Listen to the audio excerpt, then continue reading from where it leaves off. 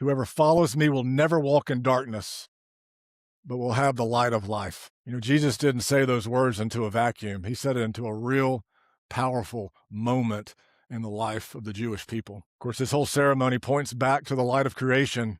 It points to the light of the pillar of fire, and it fulfills what John said in John 1:5, that the light shines in the darkness and the darkness can never extinguish it. Jesus is saying that the God who created the world, who led you from slavery through the wilderness and into the new life, I am him. He stood up in the temple and said, the light you've been celebrating all week has been standing among you this entire time. It truly is one of the boldest claims that Jesus make, and it was cosmic. It's a cosmic claim that can't be overstated. Jesus is saying, I'm not just a man.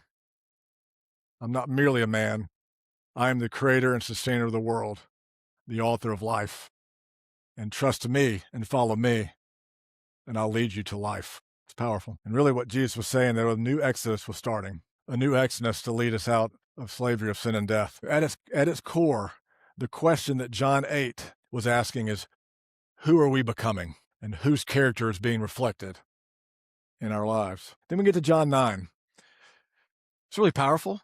John was guided by the Holy Spirit to form his gospel in this way and put this story right after this. And what we see is what the light of life looks like in real time with real people. What does the light of the world look like when it comes into contact with real people? And John shows us that. This is what shows us what holy love, the character of holy love, looks like. You know, when Jesus encounters a man born blind, hope you noticed it. He doesn't just see a theological problem to solve. He encounters a person to heal and restore. You saw the teachers of the law and the disciples tried to make it a theological debate, tried to make it an issue. He kept it a person. The irony of the story is that the blind man gradually comes to see clearly and worship, while the religious leaders become increasingly blind. One responds to the light of life with faith.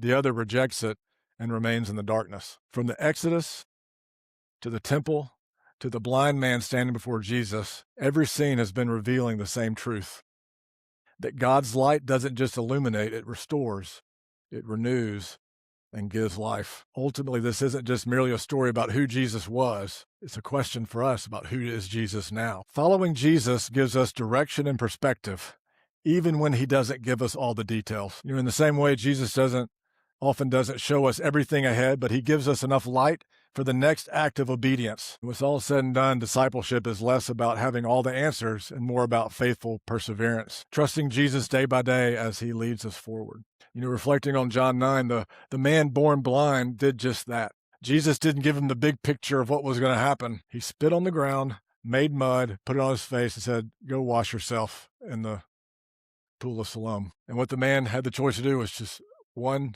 act of obedience, one step of faith. He trusted and obeyed even when he was asked to do something very confusing. I think it's a reminder that following Jesus, following the light of the world, is not a guarantee of health, wealth, comfort, or constant improvement. What it is, though, is a promise that God's presence is with us, guiding us step by step. You know, our secular culture often preaches self-improvement. You got Instagram influencers who promise success, happiness, personal optimization. They're threads of Christianity that promise the same thing. We're all susceptible to it. I keep getting this Instagram and Facebook advertisement.